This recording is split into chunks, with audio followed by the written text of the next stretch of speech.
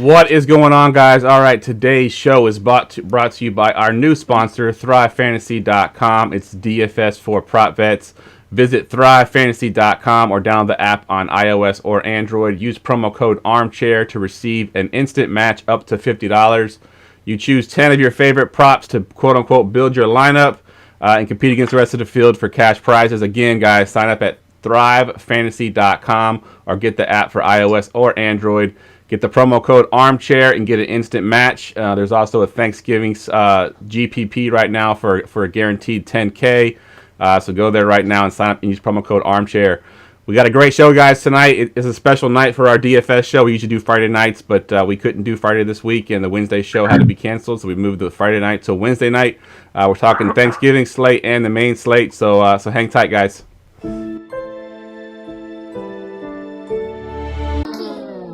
Fantasy football, you dealing with the best. Keep it hype, authentic, this ain't nothing like the rest. With the Armchair Fantasy Show podcast, give advice for all the listeners to improve your stats. Yeah, we live on goingfor2.com. Tuesdays and Fridays, this is what you want. Talking dynasties and daily drafts, and we just getting started, that ain't even the half. Yeah, so go ahead, tell your friends to join. Going for two, cause no one remembers the extra point. Hey, goingfor2.com, the Armchair Fantasy Show.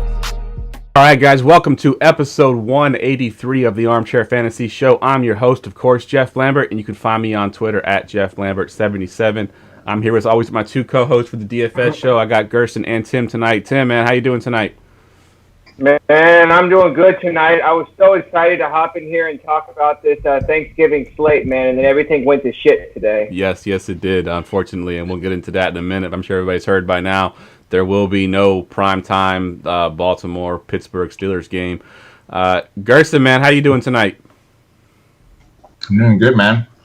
I'm not, what to name I blame it on the weightlifting coach, the strength coach. He got all those players sick. So shout out to you, you dickhead. You ruined our Thanksgiving a little bit. Now we're gonna have to actually hang out with our family at night. Yeah, unfortunately, too, I had already set up our charity contest for the Thanksgiving slate, hoping there'd be 3 games. It's 2 games now. It shouldn't be too terrible because the contest isn't super large. It's not like a large, 100-man, 200-man tournament. I think we got close to 40 signups right now. If you haven't signed up yet, there still is time. Going to goingfor2.com/fight. Sign up there. The GoFundMe promo is also there as well. I think we're up to $950 now, so we're $50 short of 1,000. So if you haven't donated yet, please go there, donate. Make sure you get to sign up for the DraftKings contest. It'll be for tomorrow's slate. All right, guys, let's get into the weekly rewind. The weekly rewind. Rewind. The Rewind's brought to you by, as always, Society Socks. Bold socks with a social cause. For every pair of socks you buy, a pair is given to charity. Visit mysocietysocks.com and use promo code Armchair to get 50% off your first month subscription. Tim, how was your week last week? Yeah, it was a really good week for me, man. I think it was a really good week, hopefully, for everybody on the show. We had a lot of good plays, but it's one of my best weeks in a while. Pretty much most of my stacks hit. I did really well in cash, and I also won in the arena, so... I'll tell you a little story for a season long later when we get to one of the wide receivers, but overall it was a clean sweep on the week for me. Good stuff. And how about you, Gerson? How'd you do? I killed it, man. I did really well all across the board. Power sweep, GP. Wait a minute. I actually fucked up on my crunch. I don't know what crunch is. So I have rules and settings to make my roster. King of Fantasy Cruncher over here. Yeah. I've been doing this for years, and I got all these special settings and shit. He forgot to do it. Yeah, but luckily somehow my projections and everything allowed me to break even on my 150, which is pretty impressive, to be honest. But the best thing was I actually placed first overall in the Fantasy Pros accuracy for DFS. Nice. Yeah, I saw that. Yeah, I took first place. I was really happy. As Jeff knows, I take a lot of pride in representing his website. Besides the times that I get drunk on this show, I'm sorry. That's the best time, man. What are you talking about? That's impressive, bro. That's how you represent the website the best, is when you're drunk. Mm-hmm. But yeah, it was a good weekend. I think I was really high on Herbert and Desean Watson. So those two quarterbacks were like my highest exposure, and they carried me last week. So I mean, we mentioned them. I mentioned them, I think. Yep. Hey, I know when we were doing defenses last week, I said the Denver Broncos, and you were kind of like, I don't know about that. And then I ended up throwing all your best. Wait. I said Tua Tagovailoa doesn't really have a lot of turnovers. And then Fitzpatrick got in there. He didn't throw an interception, did he? I don't think so. He got sacked because of the offensive line. So I'm blaming it on the offensive line. They suck. But I didn't see the Broncos getting 7 sacks, you know. Yeah. I did not see Tua getting benched, but that did end up working out. Yeah, definitely. And Fitzpatrick threw a interception at the end. I was like, sweet. Yep, definitely.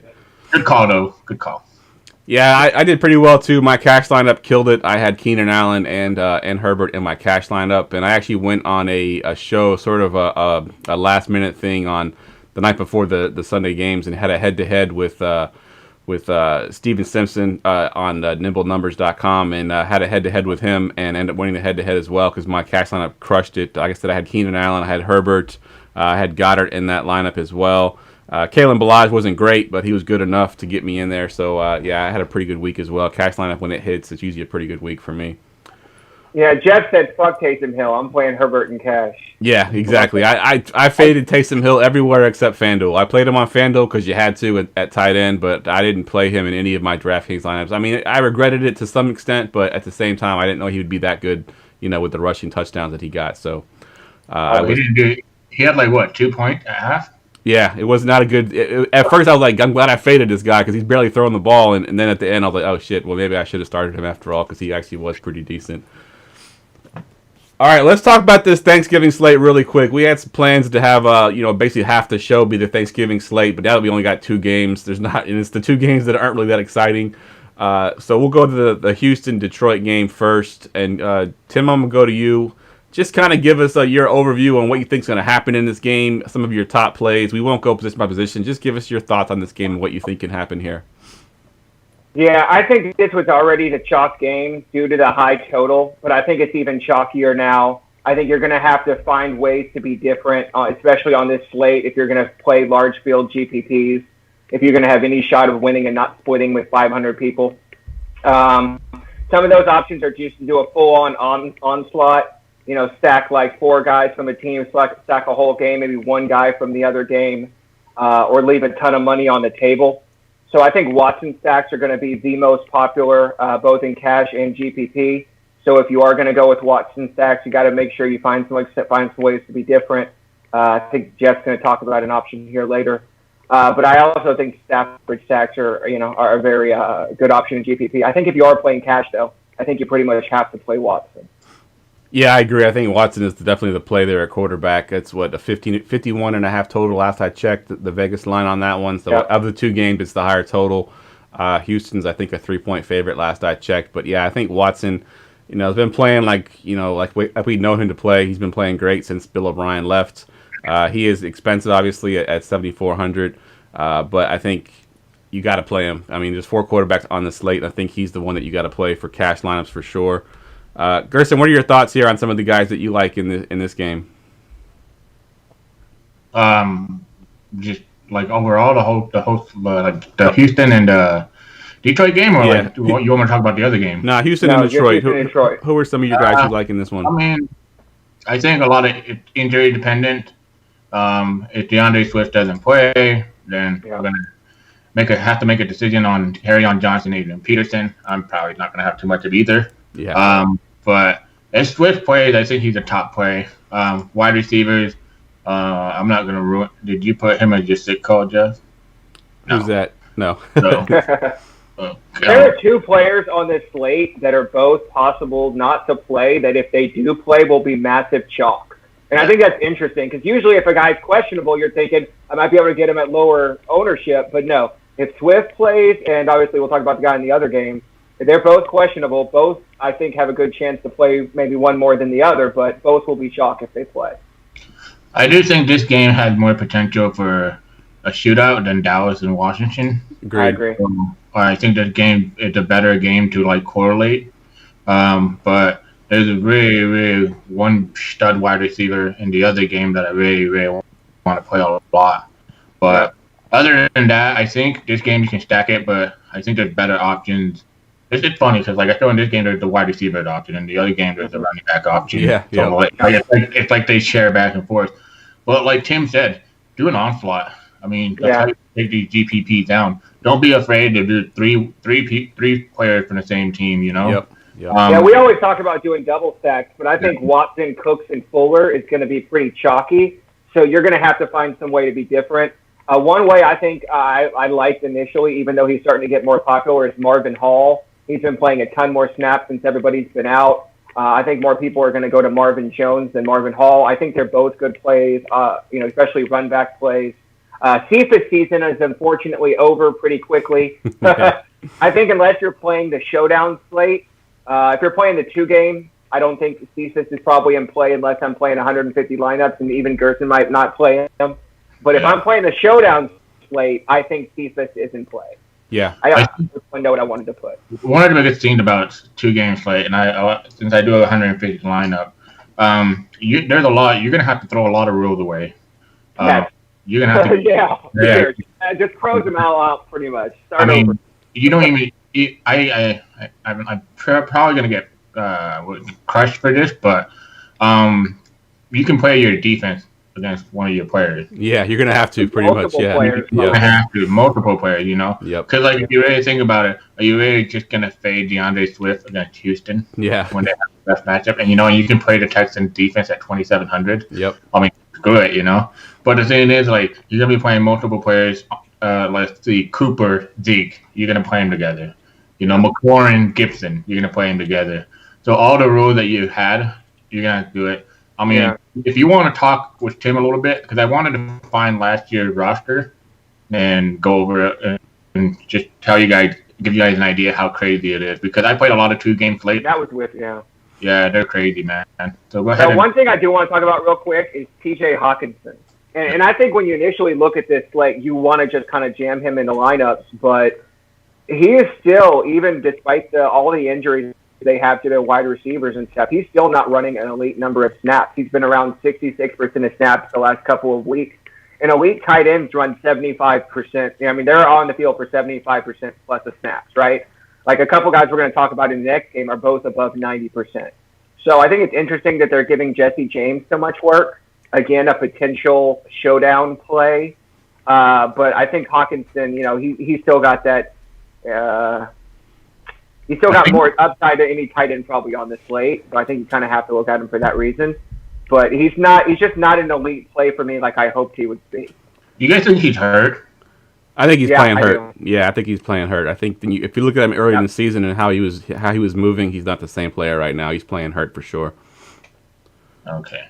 There is one player that I wanted to mention real quick that Tim kind of mentioned a little bit. He's going to be sort of, I'm hoping, lower owned. I mean, he is pretty cheap, and with Randall Cobb being out, he's going to be the guy that fills in for him. But Kiki Qt, he was a popular play a couple years ago when he was, I think he was a rookie. He had a really good rookie season, but then had some injury issues. But he came in last week. He had 3 end zone targets last week. He didn't get a ton of targets. I think he had 4 total, but 3 of those were end zone targets. One of them went for a touchdown. Watson does like him. If he can stay healthy and stay on the field against his Detroit defense, I think he's definitely viable at 3.4. So he's kind of the guy I'm looking at as hopefully a little bit lower ownership. You got the Fullers. Obviously, they're going to be stacked high. Cook's going to be stacked pretty high with Watson. But if you get QT in there, lower ownership, much cheaper price, you can jam some more guys in there. Hey, my one last note on this game, and I wrote it in all capital letters on my note, and that's the disappointment of Duke Johnson.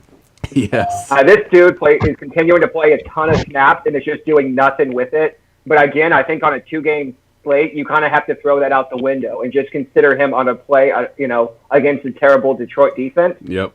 So I think if you're not going to have Watson stacks, I don't know that I want too much Duke and Watson together, but I think if you're going to have a non-Watson stack and you're going to say I'm going to play Matthew Stafford instead, I think there's you can look at playing Duke Johnson and just say the reason I'm not playing him is because he's going to get couple rushing touchdowns or something like that. So right. I think if you're playing a ton of lineups, I think you kind of have to throw out the Duke Johnson disappointment and kind of roll with what you can get. Yeah, and Brian just called out on the chat that he thinks that QT is going to be chalk there. So maybe my call of being lower ownership is not really a good one. Maybe he's going to be pretty highly owned with Randall Cobb being put on IR. So I still think I'll play him, but at that price point, it's kind of hard to pass up on him. Gerson, did you find what you were looking for? Nah, I couldn't find it, man. But I know it's crazy. I think I'm just trying to remember off the top of my head, but I do remember that I played like 3 players and then brought it back with one of the Cowboys players, and it worked out. Like, it got me a very high score. But it's just like you have to do an onslaught stack and get crazy with it. No, don't worry about your salary because you're gonna have salary left over for sure. The other thing is Desean Watson. He thrives against. He's a running quarterback, and this team runs one of the highest cover one in the league. So there's going to be open lanes for him to scramble. So if you just want to play only Desean Watson without any of his wide receivers, and then play other wide receivers like Terry McLaurin, Mari Cooper, just go crazy. I mean, I know this sounds like a terrible advice that we're giving here, but this is the truth. Like, we're basically saying if anybody else is telling you, close your eyes and pick some players, and that's basically what we're saying, more or less. Hey, thinking of what Gerson was just talking about, I also think Watson naked is viable. I also think like Watson to Akins, and that's his only pass catcher, is also viable. Yeah. Right? So if you want to do something like that and just play every other good wide receiver on the slate, then you can do that. And I think it's viable on this slate.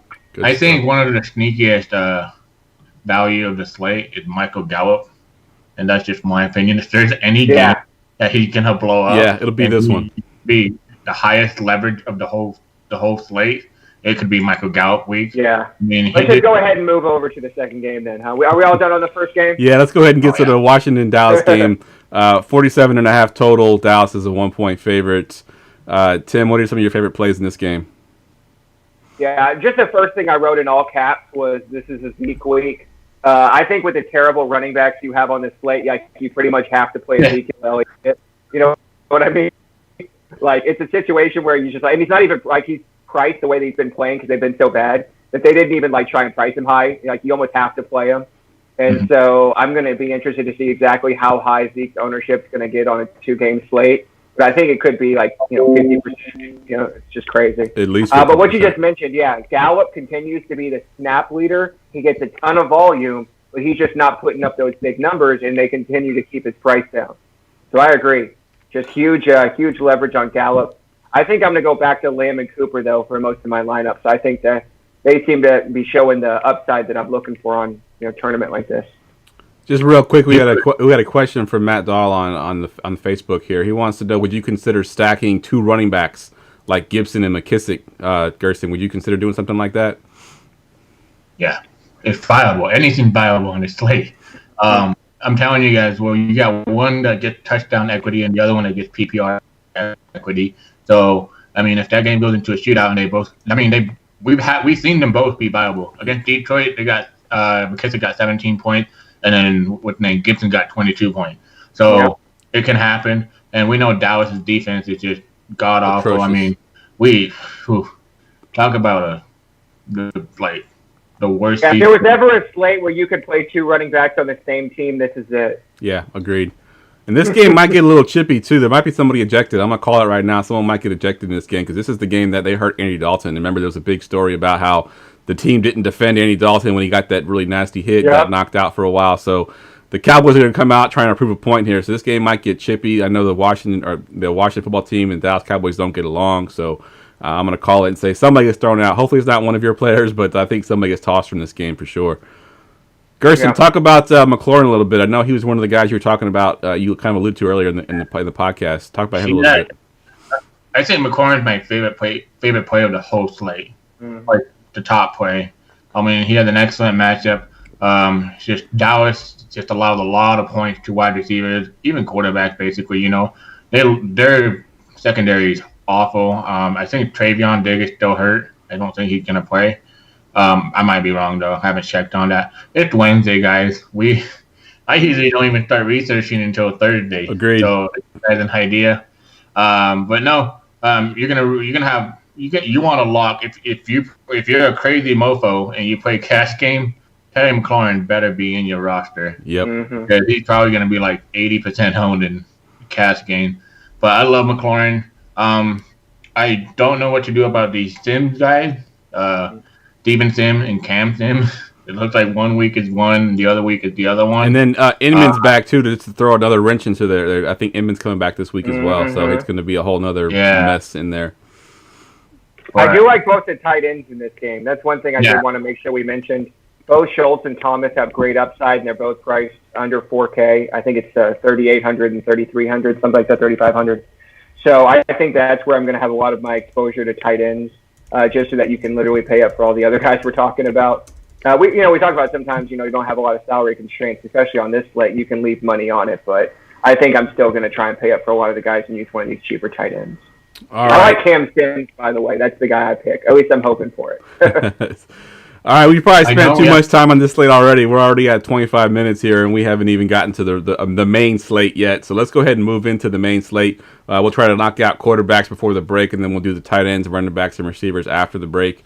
Let's get to those quarterbacks. Let's talk quarterbacks. All right, so this slate's a little bit smaller than normal because we've got the 2 games on Thursday. We have a Monday night game, obviously. We've got teams on byes, so there's a lot less of a lot smaller player pool than we're used to. So some of these guys that we're talking about, we're going to talk about the same kind of guys. But Tim, I'll go to you first. Give us one of your top elite quarterbacks this week. Yeah, well, I'll tell you, I cannot tell you the last time I've only had like 5 guys in each category other than wide receiver. So a lot of small pool on this slate for sure. But when you see Patrick Mahomes there at the top, how do you not click his name on a slate like this? So I'm going to go straight to Patrick Mahomes. I think that's, they're playing Tampa Bay. I think they're the highest implied point total, one of the best, games of the weekend. You attack Tampa Bay mainly through the air. If you're going to put points on him, if anybody can, it's Patrick Mahomes. He's 8K. I think you got to pay up for him, but he's my favorite quarterback on the slate because he can break any slate. Yeah, I like it. I'm going back to Justin Herbert against Buffalo at 7.2. Buffalo's defense is not what it was last year. They get up the 5th most points to quarterback so far this year, and Herbert is just slinging the ball over the field. So Herbert is kind of my elite quarterback. And then Gerson, you got one guy we haven't talked about yet in that same game, Josh Allen on the other side. Talk about Josh Allen a little bit. Yeah, I mean, Josh Allen, he's grading out to be a very good play. I think the Chargers defense is not what it's been in the last couple of years, or, their pass rush isn't all that great. Also, I watched some of the Chargers game last week because I was following Herbert, and that defense didn't pressure the quarterback as much as I thought they would. And I think Josh Allen's scrambling upside, rushing upside, and his passing upside reminds me a lot of what Herbert did last week, basically. Yeah. So I love Allen in this game. You can stack him with Stefan Diggs, and Brown's going to be probably out, I think. But they still have Gabriel Davis and what the other guy's name? Beasley? Beasley, yep. Mm-hmm. I think my brother from another mother, Cole Beasley. And the crazy thing is he's grading out to be the highest owned quarterback. So I didn't think Allen would be that highly owned, but he is. But I love Allen in this game. He's 7,600 though, so it is a little bit expensive. Yeah, agreed. Yeah. All right, let's move down to the mid tiers, and I actually have no mid tier quarterbacks that I like, but y'all got a couple guys you want to talk about. So Tim, I'll go to you first. Give me one of your mid tier guys. Yeah, this one really hurt me to put down. I'm going to be completely honest. But this guy usually plays well coming off a bad game, especially off a bad primetime game, it seems like. And that's one Tom Brady. I think, as I just mentioned, I love this game against Patrick Mahomes. I'm going to have plenty of stacks of this game this weekend. And I'm going to run it one way. I'm definitely going to run it back the other. I think that Brady has, 30-plus point upside at his price. You get a good discount over some of the other guys we've been talking about. We saw just a couple weeks ago Brady break his slate, and I think he could break this one too. Yeah. Angry Brady. Yep, Angry Brady. I mean, that's a narrative I'll buy into every time, man. Yeah, because it's definitely the truth. It is the truth. He tends to play really well. I think there's a few weeks ago, so me and Ryan have a bet on Tom Brady finishing outside the top 12. Ryan's got him inside the top 12. I got him outside the top 12. And a few weeks ago when they played the Saints and Brady was terrible, I was feeling good about myself. Like, oh, yeah, he's finally going to fall back and suck. And he comes back out the next week and has like 46 points. And I was like, well, maybe not. Maybe I'm going to lose this bet after all. So Brady is definitely one of those guys that likes to bounce back. Gerson, who do you got for your mid-tier quarterback here? How dare you? Don't you know not to doubt the GOAT? How dare you? Still a possibility. Matt Ryan, I know a lot of it has to do with Julio if he plays. But the thing is, to me, in the game that Julio hasn't played, he's averaging 9 points per game. Ugh. Or yeah, that's pretty disgusting. That's but gross. To be fair, he did have tough matchup. But the thing is, Julio's huge for him. There's a big drop off, but I think it's just the Las Vegas Raiders. Their defense is abysmal. I watched the Monday night football. Was it Monday night football? Yeah, it was Monday night football. Or Sunday night football. Sunday night football game with my brother. They don't know how to wrap up. Like, they legit don't know how to wrap up. They don't know how to cover either. They don't know how to play defense, basically. But, I think Matt Ryan, he's coming out at a good value too at 5,900. You know, I can't remember the last time I remember Matt Ryan being this cheap, to be honest with you. Yeah. But especially in a great matchup. So, put Matt Ryan as a GPP play. Not a cash game for me though. Definitely a GPP play, but if Julio plays, I'm going to be a lot higher on him though.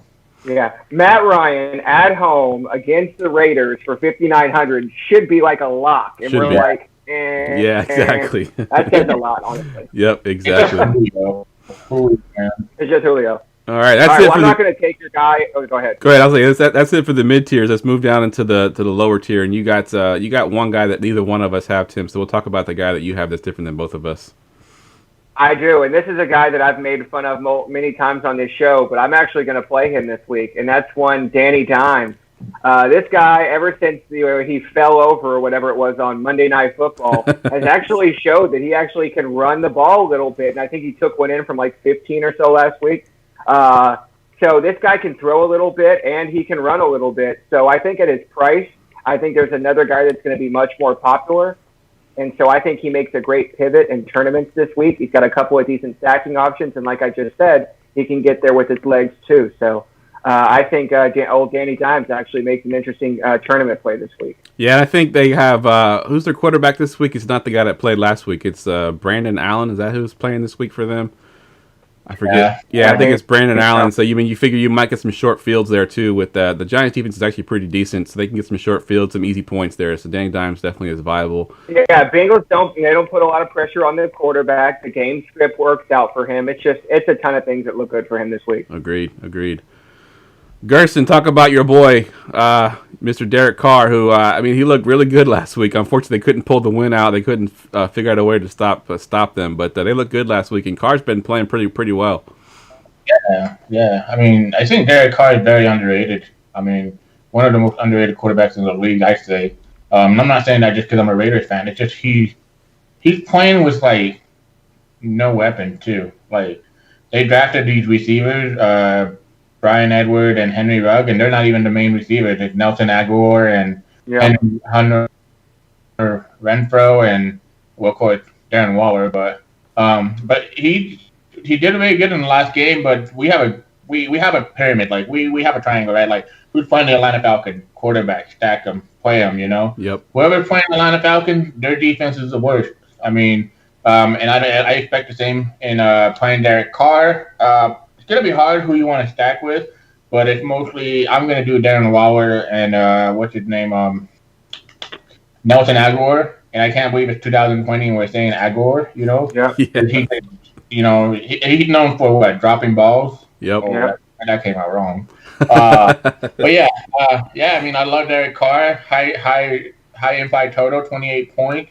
Great matchup. Yeah, sign me up. And he's the second highest owned quarterback right now.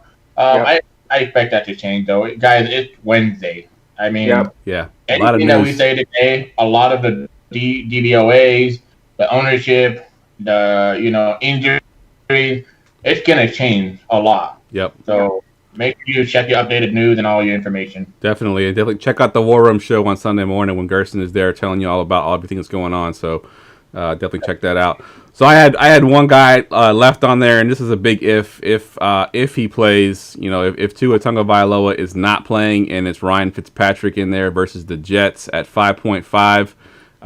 It's Jets. It's kind of like the Atlanta Falcons. You play whoever's playing the Jets. They're terrible. Fitz loves to toss the ball down the field. We know that. He's not afraid to throw interceptions either, unfortunately. But Fitz at 5.5 will be a good play only if Tagovailoa is out, which he got benched last week, and I heard he's dealing with an injury as well. So Mr. Fitzpatrick. Yeah, Fitz magic time, baby. Let's go. It's magic. He finds a way to get back in all the time. I don't know how he does it, but he always finds a way. All right, guys, take a quick commercial break. It's everyone's favorite time. They get to watch me read this script off this off the screen here. We'll come back with the tight ends real quick. Hold on, guys. What's up, everyone? Jeff Lambert here, and I want to tell you about Society Socks. Is your sock drawer kind of boring? I know mine is. Society Socks is a men's sock subscription company that sends 2 pairs of exclusively designed socks to your door every month. These socks are made of a warm, soft, and comfortable blend of combed cotton, guaranteed to make your feet feel and look great. At the office or the bar, your socks are sure to be a hit. You might be wondering, why are they called Society Socks? Well, that's the best part. Socks are one of the most needed and least donated items at homeless shelters. Society Socks aims to change that. With every pair of socks purchased, another pair of socks is donated to homeless shelters. So on top of receiving awesome socks every month and amping up your sock drawer, you are actively making a positive change in society. With 2 surprise pairs of socks arriving at your door every month, you'll begin to grow an impressive sock collection. Visit mysocietysocks.com/armchair and enter our promo code ARMCHAIR to get 50% off your first subscription. Put an end to boring socks and subscribe today. Again, that's mysocietysocks.com/armchair and use promo code ARMCHAIR.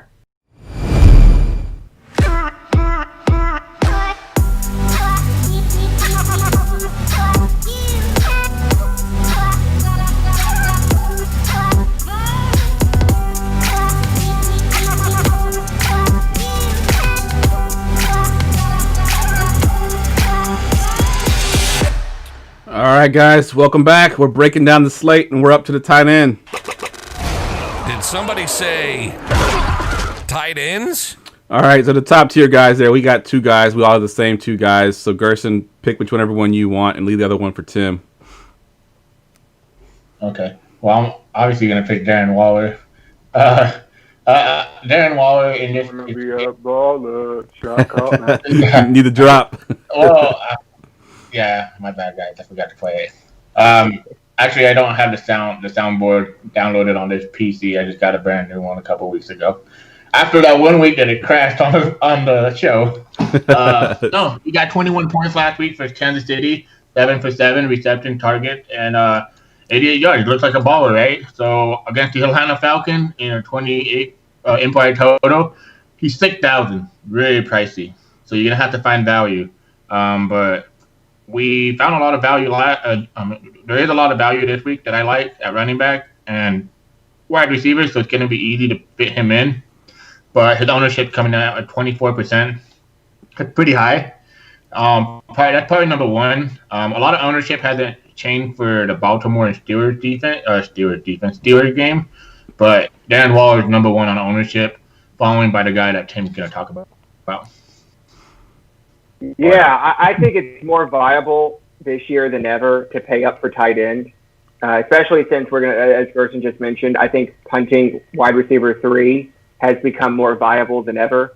And part of that is because Kelsey and Waller are just on such a different tier when it comes to volume. And especially Kelsey. He basically is first in every statistical category this year. He's going to be, cost you $1,000 more than Darren Waller. And honestly, it's not as good of a matchup against Tampa Bay. But again, volume rules all, right? This is the only guy you can pretty much lock in for 10 targets at the tight end position. Don't get me wrong, I love Darren Waller this week. I think he's an excellent play. But I just always kind of feel like Travis Kelce is on his own kind of tier. So, the last 3 weeks, 27 points, 28 points, 29 points. So, yeah, you're going to pay for it. You're going to have to find some way to get it to $7K, but I think he's worth paying up for this week.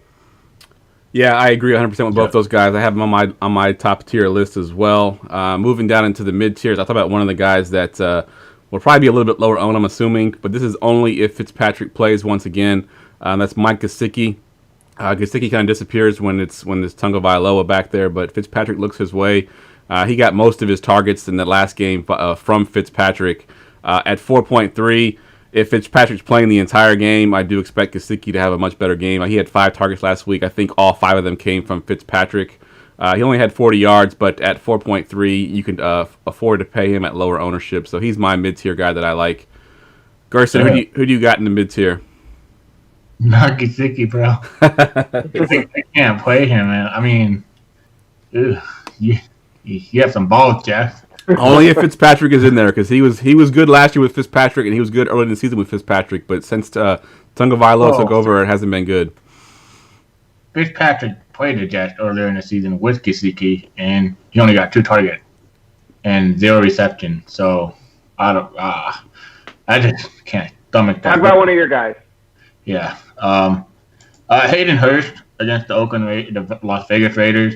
I mean, Raiders, it's been a thing for like years now, right? Tight end versus the Raiders. It hasn't improved anymore, and I've seen what's his name? Adam, he can't wrap up.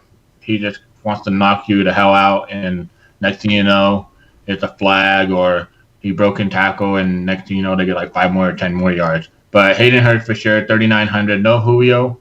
That probably can help him get more targets. We saw that when Julio went down, he got more targets. But when Julio's active, he gets less targets, less volume. But that makes sense, right? But he's 3,900. 3,900, that's so cheap for a tight end. I mean, that's probably going to get a target like 6 or 7 times. He's coming out almost he's not 10% ownership. So I love Hurst in this game environment for sure.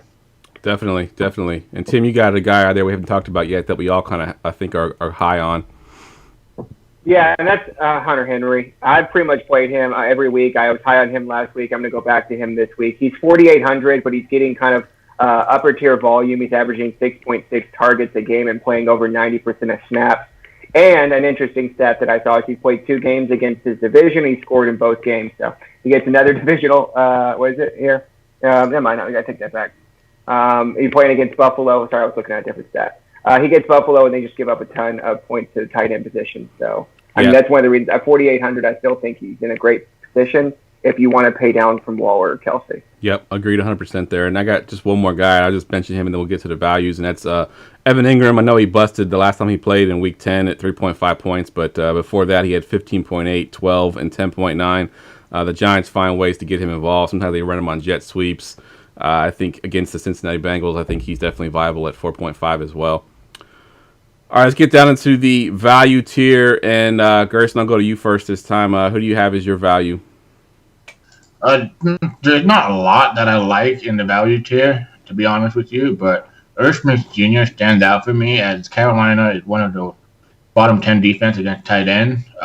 He's projected very well. He's actually my number 1 value tight end right now, but his ownership is at 4%. And last week versus Dallas, he only got 2 targets, 2 receptions, but he had some good games, 15 points, 11 points, 10 points, and that's what, I mean, Jeff and I love Irv Smith Jr. It's just Jeff always beats me to him, so, but I think he's extremely talented, and in this game, I think it's going to be more of a shootout.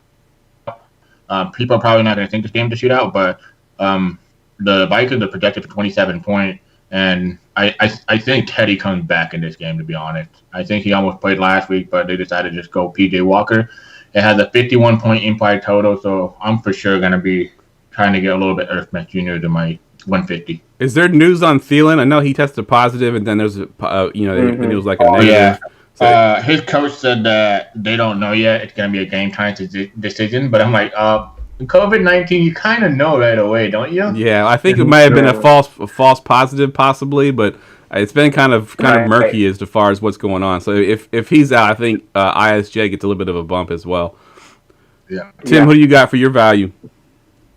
Yeah, I'm going to give this guy one more shot. He's kind of burned me the last couple of weeks. I've given him, and we're going to give him one more shot, and that's Austin Hooper. He's playing Jacksonville. If you can't do it against Jacksonville, then you can't do it at all. He's at 3.8K again. I think he gives you a little bit of a discount over some of the other guys, other than Irv Smith. But I think he's the only pay down option I'm really comfortable with below Henry. Yeah, I just had one more guy. It's the homer pick, Mr. Jordan Reed at 3.6. I think he had a pretty good game last time he played. They had a bye week. Of course, Kittle's still out. Obviously, Jordan Reed is athletic enough that he can put some points up. We're probably playing from behind in this game. We're just not that good anymore. We're basically a preseason team right now. And Jordan Reed, as long as he can stay on the field and not get a concussion or hurt his ankle or his foot or his knee or his back or whatever else he's hurting right these days. I was going to say, you named the whole anatomy or what? Yeah, exactly. That's Jordan Reed for you right there. I saw him a lot here in Washington, and that's just how he is. I think one game this year we had him. He got injured. He came back in and got injured again. So he can get injured twice in the same game. So about 3.6, though, he's definitely viable against the Rams. It's a tough defense. We know that. But, Jordan Reed will be one of their go-to targets, especially if some of those guys are out. Like I know Ayuk's still on the COVID list. Deebo Samuels is still questionable. He'll probably play. But who knows how healthy he actually is. So Jordan Reed could be the number one target there, honestly. All right, let's move into the money positions. It's time for running backs. Running backs. All right, Tim, you got no-brainer next to your one elite running back, so we'll let you talk about that guy. I do. It's Dalvin Cook. I mean, you look at the slate and you go, where do I start? And you start with Dalvin Cook, right? We expect Christian McCaffrey to be out for yet another week. He's 9,500, but he's getting like 30 touches a game, and he gets the terrible Carolina Panthers run defense at home in a game script where I expect they're going to run the ball a ton. So I think he's getting up there in price, but he hasn't quite hit that 10K barrier yet where I start to second guess it. And again, there's no McCaffrey really to give him a second look. And Alvin Kamara, who I think we may talk about last week, just got terrible usage with Taysom Hill at quarterback. Yep. So Dalvin Cook's just kind of on his own tier at this point. I think you kind of just have to plug him in and figure out the other 8 positions. All right, we had a question on YouTube real quick that I want to get to. We don't typically take questions about lineups, but this one's on YouTube. We need to get some viewers on YouTube, so I want to make sure we hit this one. But Gerson, he wants you to kind of grade his lineup here. This is going to be a Thanksgiving lineup. He's got Watson at QB, Gibson and Swift at running back, Fuller, Cooks, McLaurin at wide receiver, Akins, who Tim called out earlier, Amari Cooper and Texas D. You think it's a pretty good viable lineup for Thanksgiving slate? Yeah, I mean that sounds pretty GPP-ish. Kind of like probably what I would construct too. I like that roster. I mean, you said Gibson and who? Gibson and Swift. Swift. Oh. Yeah, Swift plays that roster is very viable for sure. Yeah, but I like Zeke a lot. Zeke eats on Thanksgiving. Agreed. Yeah. Good point. Good point. To pay Zeke there, but yeah, I can see it. All right, Gerson, give us your elite running back. Derrick Henry. I think a lot of people are going to look at the matchup and run away from it, right? Hold on, let me get back to because I went to look at Thanksgiving against Indianapolis, I mean. But Derrick Henry has had good game against them in the past. I mean, and last year he had 149 yards, averaged 5.7 yards per carry, 1 touchdown. I mean, and then earlier in that season he had 82 yards, a touchdown. And he averages almost 5. 1, 2, 3. Well, yeah, I mean, lifetime, he does very good against them. He has a high yard per carry. I think people are going to see the matchup and be scared. I'm not going to be scared. I played Derrick Henry in almost all my single entrants. So last week, obviously. But this week, I'm going to go right back to him. He's 7% owned. That's a GPP play for sure. Don't play him in cash game. Just play Dalvin Cook. 7,900 too, pretty cheap for his ceiling, what he can do. But it's just a GPP play that I feel really good about. But Dalvin Cook, oh my goodness, 9,500 smash spot.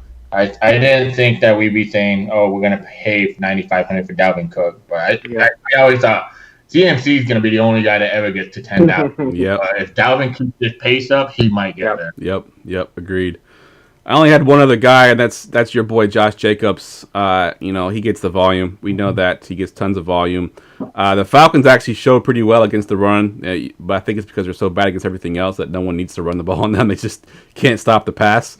But Jacobs at 7.2 with that volume, I think that'll be a pretty good game there as well. So Jacobs for me at 7.2 would be sort of a pivot off some of those other guys we just mentioned. The mid-tier is kind of where I think we're all kind of be living in. Mid-tier in value for running backs this week. You're going to put Dalvin Cook in there and then try to fit some of these other guys in. Tim, I'll go to you first here. Who do you got for some of your mid-tier? Yeah, probably my favorite mid-tier this week, and I think he's pretty chalky, but I really like him, and that's James Robinson. this is a guy I played a couple times this season. He gets a good matchup against Cleveland, who I think you can run on. We're going to be interested to see how they're going to be with Mike Glennon at quarterback. But I don't think it matters who lines up under center. They're going to give James Robinson the ball. He's gotten, last week was his worst in the last 4 weeks, and he still got 7 or 19 touches, 23, 25, 22. I mean, this guy's just getting a ton of volume at 6,300. He's not really sharing the backfield with anybody, seeing over 70% of snaps. So 6,300, I love James Robinson this week. And Myles Garrett's going to be out again, so. Yeah, that's true. I forgot to mention that. Yep, good point. Gerson, who you got in your mid-tier? I really like that call. I mean, you kind of mentioned my guy, Josh Jacobs, but two guys that I'm looking at, and it's just mostly because of their matchup and their price.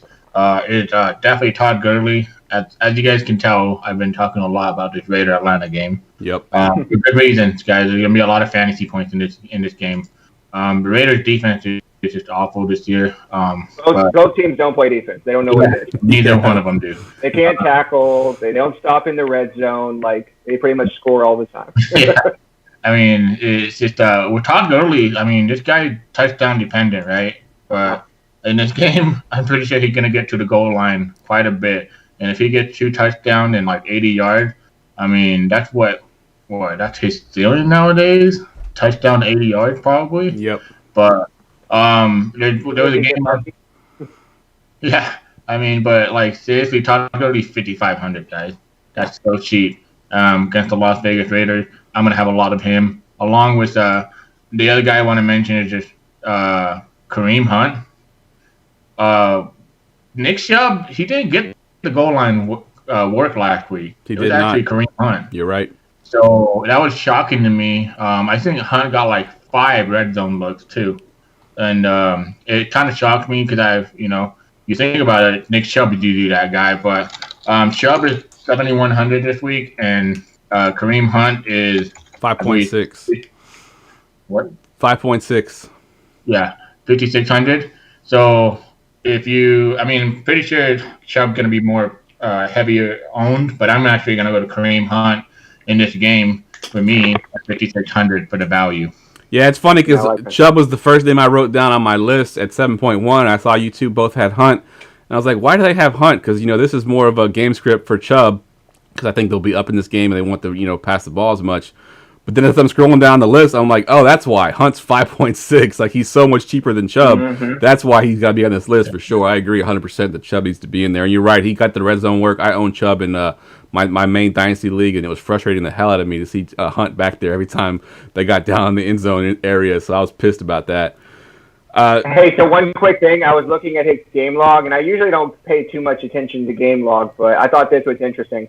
So week 5, 18 points. Week 6, 7. Week 7, 19 points. Week 8, 9. Week 10, 19 points. Week 11, 9. So if he follows his current trend, he's due for an 18 or 19-point week this week. Yep. There's a pattern, guy. There's a pattern. Good stuff.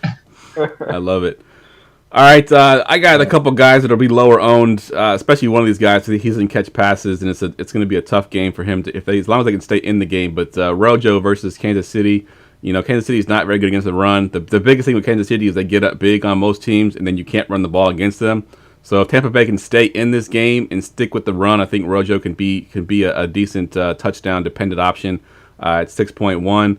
And then the guy we called out last week, Mr. Damian Harris versus Arizona at 5.8. I think with Burkhead out now, it'll be James White and Damian Harris basically. I think Tony Michel was actually a healthy scratch last week. He may be active this week because of Burkhead being out, but it's obviously the Harris and James White show now. So at 5.8 against Arizona, he's also viable. And then Tim, you got Eckler question mark on there. Have you heard any news about Eckler? Well, he was activated. I think there's a chance that they have him ready for this game. But based on previous trends, what we saw kind of with Christian McCaffrey and stuff, is that I think that they're probably going to skip him this week. But at 6,100, I don't think he's priced right. So if he does end up playing, I think he, and plays anywhere close to his previous volume. We've seen a couple guys, Chubb, Dalvin Cook, come right off and play right away that next week. So if he does play, I think he's definitely one of the more interesting plays on the slate. Yeah, I think if he doesn't... I don't expect it to. I think it's 50-50. Yeah, I think if you don't, you can play Balaj. His prices come up quite a bit. But he's still getting some good volume. If you at 5.8, he's a lot more pricey than he used to be. He's no longer that value. But if you need a running back in that 5.8 range, Balaj would be a decent option as well. All right, let's move down into the values. Tim, we'll go to you first. Give us some of your values. Man, I mentioned it earlier. I'm going to say it again. Running back on this slate is just pretty ugly in general, and part of it's because of the Thanksgiving slate. But one guy that I found I kept putting in lineups was Wayne Gallman, and that hurts me to say, but he's been incredibly consistent the last few weeks. And at 5,000, I think he makes an interesting option. Like I said, I mentioned earlier, I think the game script works out where he's going to get a ton of opportunity against the Bengals, who don't really know how to play defense either. With their backup quarterback, I think that the game script looks good for him. So it's it's kind of a low total, but I think at 5K he can get there on volume, and then if you get the touchdowns, it's just bonus. Yeah, I like that call. Gerson, who do you got in your values? I definitely love Wayne Gallman for sure. He's probably my number one value running back for sure. I think everybody's gonna go to what's his name, Gus Edwards. I'm gonna be limited on him. I want to see who's going to be active on game day, because that'll tell me a lot if they're going to split the workload or what. Because another, and the reason why I'm saying Gus Edwards mostly because people really have to look into this to another level. They could legit make Lamar Jackson a running back in this game. He could get more design run plays. Not that he doesn't already, but he could get even more with Gus Edwards being back there. I'll be honest with you guys. I don't even know who else is on the roster as a running back for the Ravens. I just know Gus Edwards, Dobbin, and Ingram. And after that, it's Justice Hill.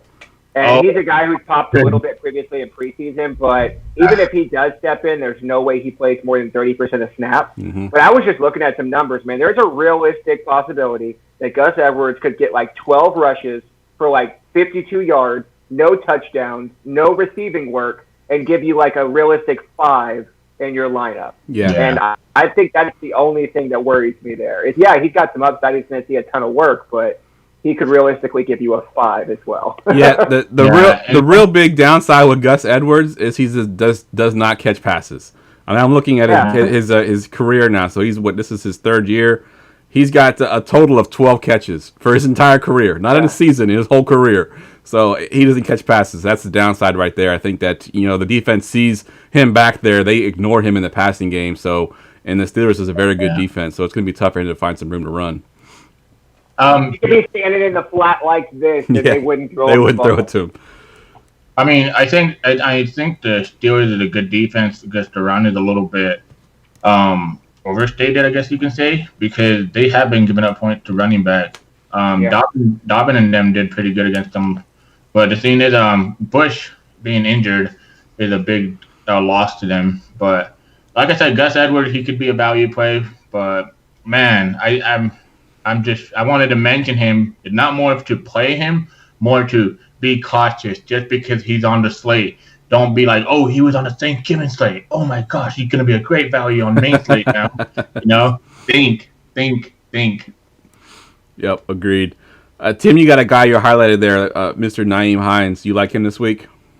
Yeah, I just like it because, he went off in the same matchup 2 weeks ago. I think last week was they wanted to give Jonathan Taylor some more work, which is why he had a little bit lower volume. But I think he profiles as the better back in this game. And because of the lower volume last week, they did price him down. He's cheaper than he was 2 weeks ago. I'm not saying he's going to get the same volume that he did, but I think the game script could be similar, and he could see a ton of volume. And he's way cheaper than any of the other guys we're talking about. I think he's $4,600. So I think he's definitely a GPP option, but I think he's very interesting, on this slate. Right there, where there's not a lot of running backs that are interesting. Right. I'm just going to list the last few guys that we had listed on there. Gerson's got Kenyon Drake, Salvon Ahmed, and then you got Gaskins ? We're not sure if he's going to play or not, but if Gaskins plays, obviously Ahmed is not going to be an option there. Yeah. It might be Gaskins for sure. Let's move down to the receivers. And now, wide receivers. As always, guys, we're running up against the clock, so we'll go quickly through these receivers. We got a lot to talk about. You gave 1 hour and a half on this show, Jeff. Let us have time. Fine. All right, I want to start real quick just because last week I said I thought Keenan Allen was on his own tier, and somebody's like, well, what about Devontae Adams? And I was like, no, I think Keenan Allen is on his own tier, and that ended up working out. So I hope you all played Keenan Allen this week. I know everybody in here played Keenan Allen. Jeff talked about it at the top of the show. I hope we're playing Keenan Allen again this week. You think going against the Buffalo Bills, they have Trey White. Oh, you don't want to play him. But no, Trey White mostly plays outside. And as we all know, Keenan Allen plays almost half of his snaps in the slot. I don't expect him to move around. So he's going to – I actually think that it's probably a worse matchup for Mike Williams. But anyway, I think Keenan Allen is, again, a great play this week. He's finally priced up at $8K, but I still think he's a great play. Yeah, I agree. I think he's finally priced where he should be, but he plays in that slot. We've said it for a couple of years now that the way you beat the Bills is in the middle of the field, and that's where Keenan Allen makes his living in there. So, yeah, I like that. Gerson, who do you have? Holy shit, I didn't realize Keenan Allen's 8,000. Holy crap, that's a lot of money. Man, I was all excited about playing Herbert, but now 8,000 on the stack. You're paying up. Tyreek Hill, in case you can't pick it up, it's Tyreek Hill, guys. But I like to call him Tyreek because he's a freak athlete. I mean, he's so fast. I looked at his game log. This guy has 30, 36, 25, 17. I mean, that's pretty good. But the thing that's more impressive is his target. In the last 2 games, he has 26 targets. So he's getting targeted like no other. Mahomes, I think right now, he's pushing the throttle or the metal to the floor or whatever. Yeah. If he wants to win an MVP, he got snubbed last year, according to him. Or like he wants to be an MVP, right? So I think right now, Tampa Bay, high implied total. This game is what? 56 point high implied total. I'm telling you guys, I'm going to have so much exposure to this game. Angry Brady, MVP Mahomes, all the wide receivers in these games. Well, not actually, I lied to you. Tyreek Hill, and then all the Tampa Bay wide receivers. Yeah, because after that, very much. Hey, if I could make one quick note on Tyreek Hill, I thought this was really interesting is that his ADOT has come way down. It was up around 20, and now it's coming down closer around 12. And I think part of that is that they're using him more and more on like curl routes in space and just saying, we're going to let you get the ball in space, and then you make one guy miss and you're taking off down the sideline. Whereas previously they were just trying to throw him the ball 30 yards down the field every time. So I love that, like you said, the usage he's getting now in the middle of the field where he can make plays. It reminds me of how they were using DeAndre Hopkins in previous years in Houston. So I love that call. I love Tyreek Hill this week. I think he could easily break the slate. And I already told you how much I love Mahomes. And again, guys, this is Wednesday, but take this how you want. But Tyreek Hill's coming in at 3% ownership. Oof. I don't know why. Don't at me, but if the ownership is saying this, I'm gonna have a lot of Tyreek Hill. Definitely. Yeah. All right, the only guy that I got that we haven't talked about yet is in that game we mentioned with Keenan Allen on the other side. Stefan Diggs, he's a great comeback option for that stack if you want to get Herbert and Keenan. Stefan Diggs he's been a baller all year. I mean, at 7.6, I think he's still going to be a little bit underpriced as well. Josh Allen looks his way quite a bit, especially when he's scrambling around out of the field. Diggs finds a way to get open. So Diggs is my play at 7.6. Mr. Rick James himself. Yes. And then Gerson just stepped away, but he mentioned in the chat by Jared Good is Calvin Ridley. He's saying it's Calvin Ridley week instead of Julio Jones. What do you think of that, Tim? You like Calvin Ridley this week? I do. Yeah, there was a stat somebody I posted, I think, in the chat where basically every time he's seen 8 or more targets, he's just gone absolutely off. So I don't know. I'm so hesitant on Matt Ryan because of his splits with and without Julio. If Julio's out, I mean, Calvin Ridley's going to see the volume, but I just don't know how much I can really trust him. They might just throw him the ball and just say whatever, Yeah, exactly. But it's tough. He's priced at a point where, like you said, I'd rather play Diggs. I'd rather find the money to get up to Hill or Allen. Or go down one of these mid-tier guys you're about to talk about. Yeah, we got tons of mid-tier guys, and I'll kick it off here with Justin Jefferson. And I put him down here thinking that Thielen was going to be out. But even if Thielen plays at 6.3 versus Carolina, I think Justin Jefferson's still viable. He's that big play guy. We saw last week that he was sort of okay, and then all of a sudden he hit a couple big plays towards the end there and paid off his salary. So Justin Jefferson's a good play for me at 6.3. Gerson, you're back with us. Who do you got for one of your mid-tier wide receivers that you like? Devontae Parker. You guys didn't talk about Devontae Parker, right? Nope, he's all yours. You're talking about any mid-tiers, yeah, go for it. Yeah, Devontae Parker. It's Fitzpatrick. I expect Fitzpatrick to play because Tua Tagovailoa apparently hurt his vagina. So, yeah, I mean, he's underpriced. We've seen Fitzpatrick target Devontae Parker when they play together, and it's just no what's his name, wide receiver that got hurt. Preston Williams? Preston Williams, yes. No Preston Williams. Jakeem Grant actually looks pretty good, to be honest with you. They shipped off Isaiah Ford for whatever reason. Shipped off Isaiah Ford. Devontae Parker is so underpriced. I think he's going to be graded out to one of my favorite values of the slate. But I see a lot of target to him, towards him. So I'm going to go ahead and just try to play him in some of my rosters. But it's just, I'm telling you guys, every week there's that one wide receiver that's just in that mid-tier. Like last week it was Deontay Johnson, right? This week, to me, it's Devontae Parker. But I know a lot of people they're just going to look at game log and not want to play him. Yep, agreed. Yeah. And Tim, you got a guy highlighted there. Or actually not highlighted, but you have parentheses. Don't expect a shadow. Talk about Jacoby Myers a little bit. Yeah, I think that this is a situation. Last week, obviously, he burned a lot of people, but I think that was kind of matchup based. They basically said, "Hey, we're going to put Bradley Roby on Myers and take him out of the game." And I don't expect this week because he plays again almost half his snaps in the slot. So I think he's going to kind of avoid Patrick Peterson for the most part. Arizona also plays really up pace, so I think he's going to get probably even more snaps than he normally would. And so I think it's a great bounce back. It's probably going to be lower ownership because he burned a lot of people last week. One guy I want to talk about real quick because this is a story I mentioned earlier.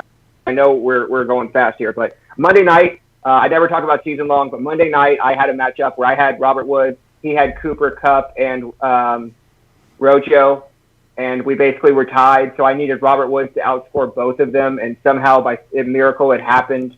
So I ended up winning that game by like literally 3 points. It was crazy. Nice. But I'm going to go right back to old Mr. Bobby Trees this week. I think Kupp and Woods are both definitely in play. They kind of get a little bit of a price hangover from Monday night, 63 and 5,900. I think they're both viable against your 49ers. But just for the price decrease, Gerson just mentioned who's going to go off at that 5,900 price tag, and I think it's old Bobby Trees. Yeah, I like it, and he tends to kill us. I think even the last two games, like you said, over 10 targets, and he had a touchdown. He's got 10 targets both games again in the last two games. And he just kills y'all. He kills us, even when we were a good defense, and we were a shit defense now. So he's definitely going to kill us now. The one guy I wanted to mention that we hadn't talked about yet is a very touchdown-dependent guy. At least this year, he has been Mike Evans at 6.1. When they get into the red zone, it's the guy that Brady's looking for on every play, it seems like. I mean, he just finds a way to get into the end zone. I think he has 9 touchdowns on the year. Only 500 yards, which is quite low for Mike Evans, who's had 1,000 yards every year of his career so far. But Mike Evans at 6.1 in that game, it's going to be a high total game once again. I think Evans is viable as a GPP option for sure. Yeah, or Antonio Brown on the other side. I think they're both viable. Yeah, agreed. Brown's got a bunch of targets. He's throwing a lot of deep balls to Antonio Brown that are just missing. He's getting the most target. That's the crazy thing. Yep. Did we miss this news? But I guess Todd Gurley did not practice today. Yeah. Knee. If he could be maintenance, but yeah, Brian Hill would probably get the start. But I mean, Todd Gurley's knees are like Jeff age right now, so right. letting you guys know. But yeah, another mid-tier guy I like is DJ Moore. I think we're finally starting to get the DJ Moore breakout. I think Robbie Anderson fading away a little bit. It's crazy. I didn't know this, but Robbie Anderson only has 1 touchdown the whole season. I was like, what? And he's been getting all these PPR points. Yeah. Moore now. I mean, I want PJ Walker to play because he was just leaning like he didn't care. He was throwing the ball down the field, and I said that on the podcast last week that when he played Atlanta, he was not scared to throw that ball down the field. And DJ Moore got 11 targets last week, 7 receptions, 127 yards, no touchdowns. But if you give me 11 targets on one wide receiver at 6,200, Teddy's gonna play though for sure. Yeah. But, I mean, this is Minnesota too. Minnesota's secondary is horrible. Yep. Yeah. So I mean, Andy Dalton just beat them. Yeah, that's sad. But in 2020, that happened. Just in case you didn't know. Isn't it crazy? Like, I didn't mention this, but we should have. You're gonna be thinking about it's Andy Dalton versus Alex Smith. Yes. Yeah. That's 2020. So crazy. 2020. But yeah, DJ Moore is one of my favorite GPP plays in the mid tier at 6,200 against this Minnesota defense. Expect probably 7 to 8% ownership. Again, ownership really doesn't matter right now to me because it's gonna change for sure. If you think that's crazy, wait till we get down to my stack of the week. Oh boy. Hey, one guy I want to talk about real quick on the value tier that you were just talking about, DJ Moore, is I'm going to go on the other side, and I'm going to go with Curtis Samuel. This is a guy who's gotten more and more usage every single week, and every week I've told you target slot receivers against Minnesota. It's worked out every week. I'm going right back to it this week. I know they kind of mix guys around there in Carolina, but most snaps are in the slot are played by Curtis Samuel. They're finding him in the red zone, and they're still getting him some touches out of the backfield. So I think that he comes in a little bit of a discount over the other two guys, and he's still getting a ton of usage, 10 targets, plus a rush attempt last week. So I love Curtis Samuel at 5,100 this week. Nice. Since we're down into the values there, I'm just going to go all the way down to my cheapest value because I always try to find that cheap guy. I'm going to go with Laviska Shenault at 3.3. As long as he's playing this week, they got a new quarterback, Mike. I think it's Mike Glennon starting this week. He's that receiver that they try to find different ways to give him the ball. You know, he runs the ball a little bit. He'll catch those little quick screens. They find ways to just manufacture touches for this guy. So with the new quarterback back there, it'll be a very simple game plan. I think Shenault at 3.3 is definitely a viable option. If you're playing in some tournaments and you got to get some of these bigger names in there, you want to get Shenault in there. And Gerson, you got two guys that are pretty cheap as well. One of my favorite receivers this year, Denzel Mims, who you would not trade to me in our dynasty league, no matter how hard I tried. But talk about Mims a little bit. He's 3.5, I think. I'm a big Denzel Mims fan. His athleticism and it's just the way he plays. I mean, like, this guy remind me of Josh Gordon a little bit. But he's obviously not a pothead like him. But yeah, I mean, Denzel Mims is I think right before the show I was telling Jeff, wow, Denzel Mims still under in the 3,000 range, you know. I think he is 3,500, right? Yeah, 3.5, yeah. 3,500 versus Miami. I don't think Byron Jones going to be on him. I think Byron Jones going to be on Jamison Crowder. But if Denzel Mims, he keeps being underpriced, I'm going to keep playing him. I mean, he projected out to be 12 points for me, so that's 3 times value for me. So I'm going to play him in this game. Like I said, like Tim and I have been saying this. Well, no, more Tim. Sorry, I apologize. But Tim been saying that third wide receiver slot on your DraftKings roster is more than likely going to be a value wide receiver. Yep. So Denzel Mims for sure is viable this week. Last week he was chalk. He was like what? He was. I was surprised how much he was owned in cash games last week. I mentioned it to Jeff that there was probably. I mean, we saw him up 30% in cash games so that people could pay for Devontae Adams or Keenan Allen and all those other guys. And that's what I mentioned, like you said at the top of the show, that if you're going to say you're going to give me a 33, 35, or even 3,700 wide receiver that's going to see 6+ targets and play 80% of snaps, there's no reason not to basically punt that third position and pay up on another position where you know you're going to get guaranteed volume. So one thing that last week really helped me out, and I wanted to say this on the show, so just give me 1 minute on the show, Jeff, please. Just 1 minute. Floor is yours.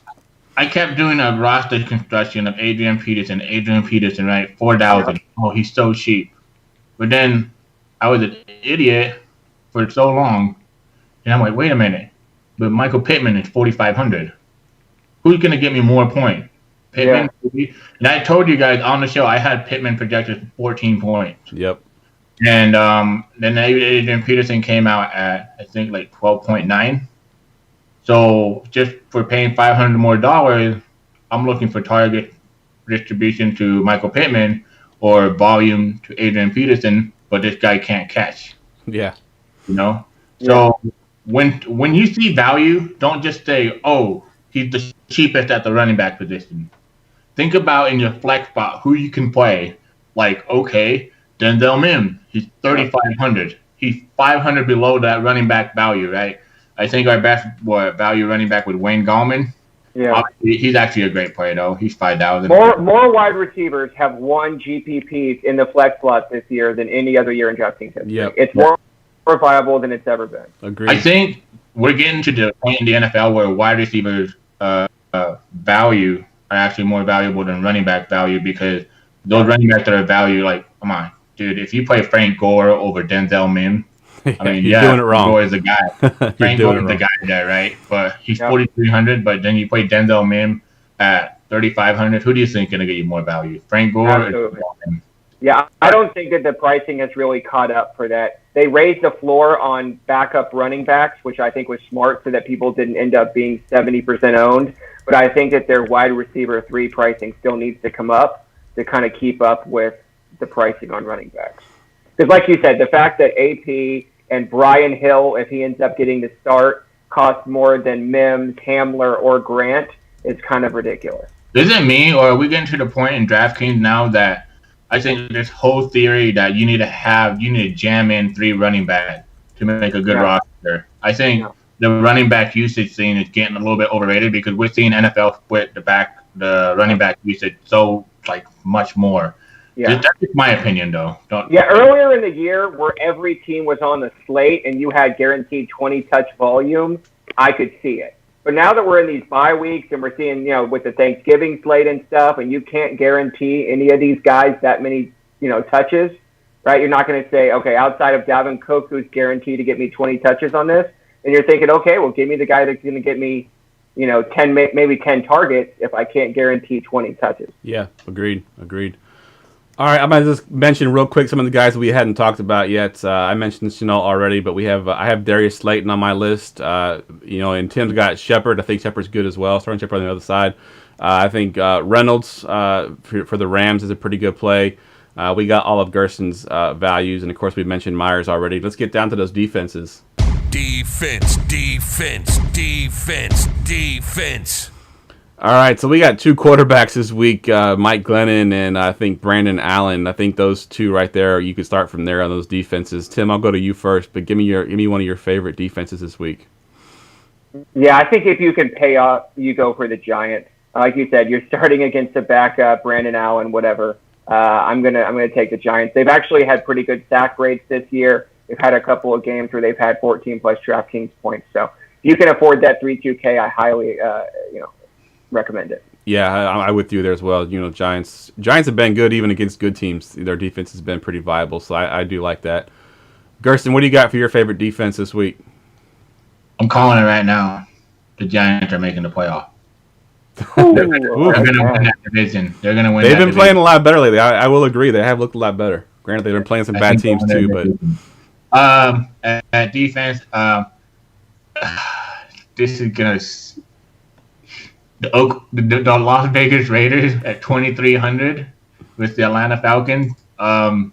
If Julio doesn't play, this defense can be very intriguing because it's going to be very easy to shut it down.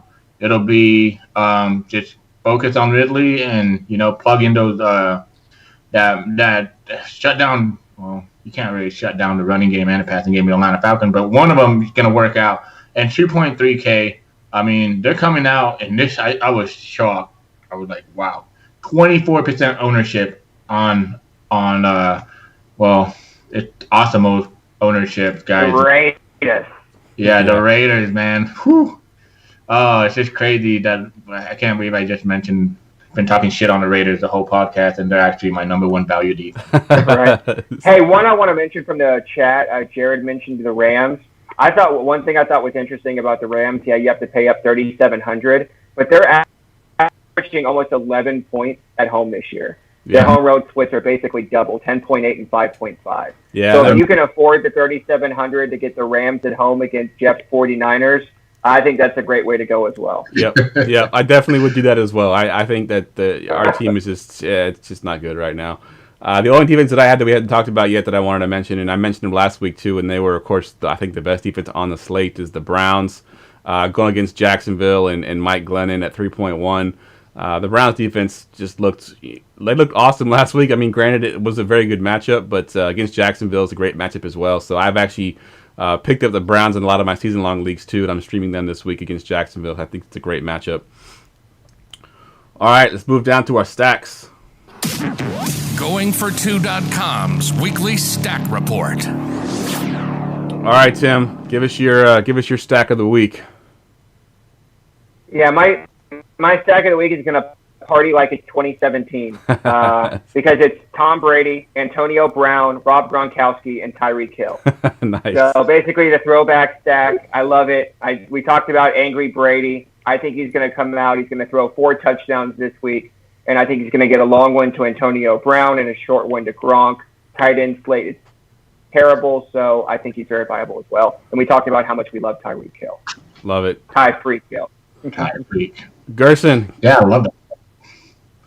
I love that stack so much that I'm going to go the other way. It's called Patrick Mahomes, Travis Kelce, Hill, and Godwin. And you're asking me, that's an expensive stack, right? Well, like we mentioned a couple of those value running back. You can make it work, guys. Just plug in Wayne Gallman, and I can't play Gus, but I might just play Kenyon Drake. Okay, guys, I'm just kidding. I'm going to play Gus, but my stomach is going to hurt when I play him, though. But definitely Kenyon Drake. He's valuable. He's viable at 5,400. But find those wide receiver 3s that are going to be value too. So yeah. Yeah, I'm surprised you didn't go with a Raiders Atlanta Falcons stack after all you talked about in the podcast. That you had pretty much every. The thing is like 56 point total. Yeah. Like, Can't ignore man, that's so crazy. Like. And it's Patrick Mahomes. I mean, in this game, dude, just think about it. It's the future versus the past. Tom Brady made the future because he's going to play for another 50 years, right? and Patrick, no, I'm kidding, guys. But I don't know. I'm just excited about this game, man. Yeah, it'll be fun to watch. So my stack, I just basically changed one name from last week. I kept the same stack that I had last week with Justin Herbert, Keenan Allen, and I just threw in Stefan Diggs on the other side. I think that's going to be a pretty decent stack. Obviously, Keenan Allen, great matchup. Herbert's been amazing, and Diggs has been just a beast all year. So that's my favorite stack of the week. All right, Now it's time for the most popular segment of the whole podcast. And now, the sick call of the week. So these sit calls get harder and harder and harder, and I don't know if we've hit on any recently. I know mine have been pretty terrible. Most of my guys, I think my guy last week had 2 catches, or had 1 catch and 2 targets. But we're gonna try a touchdown, but then he got hurt. So I think he only ended up with like 9 DraftKings points. Who did you have for your sit call? I forgot. I had Randall Cobb, and he had Damian Harris. Oh, we that's both right. scored, but I don't think any of them hit value, so I'm going to say loss on both ends. Yeah, I had Cephas, and he was terrible last week. Gerson, give us your sit call of the week. Man, I thought Damian Harris was gonna smash too because he got off to a hell of a start. I was like, hell. Yep. It's this guy almost he forgotten, right? It's Chris Herndon, tight end for the New York Jets. New York Jets. Oh man, the New York Jets are so awful. I almost forgot they existed too. But yeah, I mean Herndon in versus Miami. Miami not a very good pass defense against the tight end. He's projected out for 9 points for me, and I was shocked because usually Herndon to me is not very good at football, to be honest. But last week he got a touchdown and 32 yards. I think this week at 2,800, that's the way you can be different with your roster at tight end by punting it all the way down to Herndon. Now, guys, with that being said, this is a sick call of the week. It is Wednesday, and guess what? This is almost as thick as cranberry jam on Thanksgiving dinner. So, yeah. Good stuff. Okay. All right, Tim, you have a popular choice here. We've picked this guy a couple times this year. It's a sick call, but go ahead and give us yours. I hate repeating sick calls. So like you said, it's getting tougher and tougher. Again, it's Wednesday, but it's looking like John Brown is going to be out. If he is, Gabriel Davis is priced at $3K, the stone minimum. So you want to know how you're going to pay for Herbert and Keenan Allen and Stefan Diggs? Well, you're going to have Gabriel Davis in that stack too. He's $3K, so I don't even worry about the correlation. Just plug him in there and go. I like it. I like it. My guy, I actually made a comment on this guy last week on my podcast, and I thought he still played in Detroit. I didn't even realize he had gotten cut and basically picked up by the Jets. But LaMichael Pirine is now on IR. Frank Gore gets to start. He's not much of a receiver, at least not anymore. So Ty Johnson for the New York Jets against Miami at $4,000 minimum salary. I think he had 6 targets last week, 4 catches. Only had 17 yards, which isn't great. But you like the 6 targets, that ability. He's one of those little scat back guys. He gets a sliver of space. You can take it to the house. So Ty Johnson is sort of my big play sick call of the week. He can have a shit game, or he can actually get a touchdown for you and pay off his salary at $4K. I love the way we sell these players. It's so funny. Yeah, we try to sell them hard. I know we try. And I try to put my sick calls in at least one lineup, and just to see how they do. And like I said, mine have not been good this year at all. I think Tim's got the best one of all time. It was it Swift? Actually, it was in the Millie Maker. The Millie Maker week. Yeah, that was a great call earlier in this year. All right, guys, let's go quick around the room here. Give us your Twitter handle and your Facebook, and of course, Gerson, plug your show as well. So Tim, I'll go to you first. Yeah, at Keto DFS on Twitter. You can definitely get at me there. It's always in the Fantasy G podcast, a.k.a. the DFS Roundtable group on Facebook. Especially on a week like this where it's so early, definitely get in the group, ask questions, and stay all the way up to lock and watch Gerson on the show. Oh, and Tim, you didn't mention the arena. You got someone for the arena this week? I do, yeah, good point. I'm playing Alex Pickett's, one of the OG DFS Roundtable members in the arena this week. So we're going to let everybody do their Thanksgiving stuff tomorrow, and then hopefully we'll draft on Friday, and I'll put those lineups up on Friday. Nice, good stuff. That'll be fun. Gerson. You can find me the Fantasy G Pod on Twitter, DFS Roundtable group on Facebook, on the Sunday show, which is getting more entertaining every week, I swear. Please tune in, because one of our hosts is actually going to wear a sign around his neck saying he was wrong and I was right. So, yeah. Speaking of, you were definitely right about Deontay Johnson last week. Yep. I hope everybody played Deontay Johnson and listened to Gerson on that one. Oh, that's right, because we all took a receiver last week from the Steelers, and yeah, he got it right. He was Deontay Johnson. I just want to say I'm thankful for all of our, I guess you could say, viewers or fans and people that tune in. Also thankful for everybody that always that donated for the fight. That still has donations in, by the way. Still up, right, Jeff? Yep, still up. So close to 1,000, man. It's goingfor2.com/fight. Yep. Donation is honestly, we thank you so much, especially in times like this. I think in seasons like this, it's better to give than receive. But Agreed. Happy holidays for Gobble Gobble Thanksgiving. Remember, guys, if you get drunk, get an Uber, a Lyft, whatever. Yeah. Stay safe. Go jump on a horse and get a ride home. Something, Gobble Gobble, happy Thanksgiving. Man, I'm gonna get fat. Hey, COVID's breaking out everywhere again, so I hate to take the political line here, but wear a mask, everybody. Be safe out there. Yes, definitely. Be safe, guys. Yeah. Gerson already kind of plugged the DFS contest, guys. We're $50 from hitting $1,000. If you haven't joined yet, goingfor2.com/fight. If you did join and you haven't gotten your DraftKings link yet, please hit me up. Let me know. I'll get that to you. I've sent out multiple emails, but I know sometimes it goes to spam and you don't get it. But please, if you haven't signed up yet, please do so. There's still time. As always, guys, follow me on Twitter at JeffLambert77. I'm also in the DFS Roundtable as well. For Tim, for Gerson, I'm Jeff, and we will see y'all next week. Pack, go! Fuck the Bears.